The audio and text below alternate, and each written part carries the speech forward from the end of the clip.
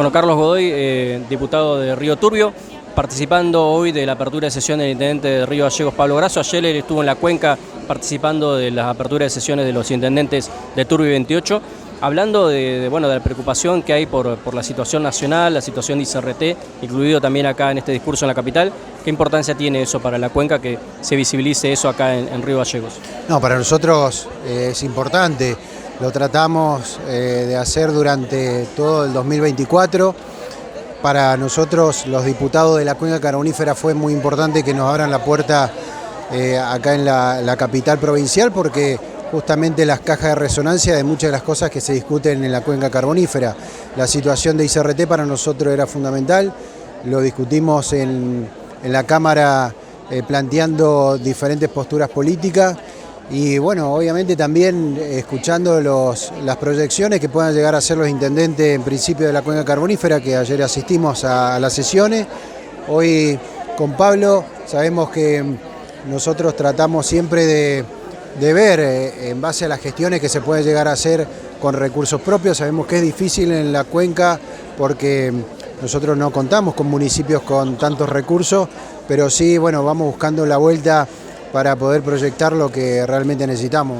Se tiene que trabajar sobre una nueva ley de coparticipación, que eso va a implicar mayor dinero para las ciudades del interior, y esa es una gran discusión que seguramente se va a dar este año en la Cámara de Diputados. Godoy, el otro día, cuando fue la apertura de sesiones de la Cámara de Diputados, que se realizó en Pico Truncado, el gobernador fue consultado por la opinión de usted respecto del tema de ICRT, de convertirse en sociedad anónima. Él dijo que podría verse también como una posibilidad o como una oportunidad de inversión por parte del sector privado. ¿Qué se piensa en la cuenca? ¿Cómo cayeron estas declaraciones? ¿Se ve como una oportunidad? ¿Hay temor? ¿Hay preocupación? Bueno, creo que tenemos que estar preparados para diferentes coyunturas en base a las políticas nacionales. Hoy nosotros tenemos un presidente de la Nación que quiere de una u otra manera hacer los deberes hacia el gobierno norteamericano o hasta a las grandes corporaciones que lo llevaron a que llegue al poder. Y él claramente lo que dice es que quiere destruir el Estado desde adentro. Él ve cualquier tipo de empresa estatal como un gasto, y eso nosotros tratamos de mostrar que no, que hay empresas que no solamente que no son gastos, sino que dan ganancias hacia las comunidades. Entonces, nosotros tenemos experiencia en la Cuenca Carbonífera que no fueron positivas, y por eso cuando por ahí se habla de privatización en la empresa ICRT, hay gente que tiene prudencia por lo que sucedió. Hubieron años de desguace, donde se le dieron muchos privilegios a esos empresarios. Entonces desde ahí es donde nosotros podemos decir que la gente está en una incertidumbre importante, que si bien marcaron de que los sueldos están garantizados por lo menos hasta fin de año, nosotros no nos queremos centralizar solamente en lo que son los sueldos, sino en las inversiones. Cuando hay un plan claro, los trabajadores, los mineros, los trabajadores en general de ICRT producen. Cuando no hay claridad, justamente es lo que por ahí se conoce muchas veces, que hay inversiones y que la empresa ICRT tendría que estar generando energía. Para eso los mineros extraen el carbón y bueno, es todo un esquema donde avanzan sobre este producto que para nosotros es importante. Entonces, ¿hay responsables? Sí. Yo quiero sacar de lado lo que es la responsabilidad del trabajador minero, porque siempre estuvieron a la altura de las circunstancias. Cada vez que le dijeron hay que producir carbón, lo hicieron. Hace poco se pudo vender el carbón que estaba en Punta Loyola, y si le hubiesen pedido que traiga más carbón para acá, lo hubiesen hecho. Entonces, en ese aspecto me parece importante, primero, buscar la manera de que haya una discusión general en las fuerzas vivas de la provincia o de la localidad. La parte política también es fundamental, los gremios, porque seguramente se va a discutir solo un convenio colectivo de trabajo. Recordemos que en la empresa ICRT hay 4 sectores que los trabajadores están nucleados en 4 gremios, pero bueno, lo que dice el sector estatal que lo permite, vamos a ir bajo un régimen privado, que estamos hablando de un solo convenio colectivo de trabajo. Entonces seguramente van a haber discusiones, van a haber acuerdos, y esperemos que eso implique. Uno tiene esperanza de que realmente de una vez por todas la empresa ICRT despegue y podamos cumplir el objetivo, que se pueda vender energía hacia la Patagonia y sobre todo también hacia la provincia de Santa Cruz.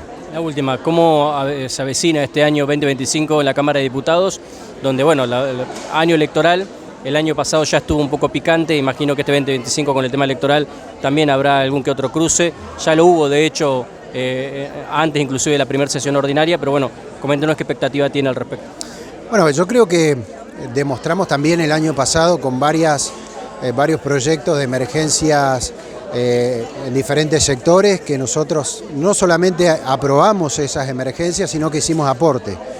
En la última sesión nosotros, si bien no fuimos a pico truncado, tuvimos 3 sesiones extraordinarias, que en una de las primeras que nosotros queríamos plantear la emergencia hidrocarburífera que se había creado, se había presentado a través del Bloque Unión por la Patria. Lamentablemente no tuvimos el acompañamiento del oficialismo, no se presentó a sesionar, incluido también la quita de fueros para el diputado Fernando Español.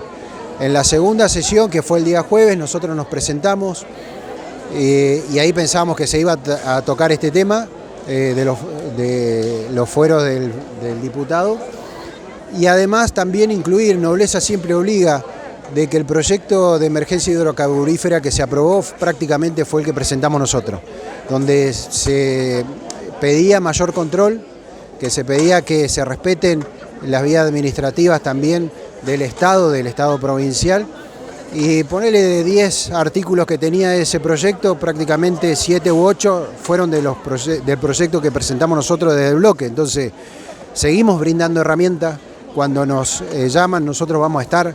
Cuando se abren las vías de comunicación siempre tratamos de aportar y después está el maquillaje político que siempre va a existir. Cuando por ahí decían que era lamentable que nosotros no hayamos asistido a la sesión, nosotros dijimos bien claro, estamos bajo diferentes emergencias. Si le preguntan al gobernador o a sus funcionarios cuánto salió trasladar la sesión a pico truncado, van a ver que fue una suma millonaria y que eso lo podemos volcar en educación, en salud, en seguridad.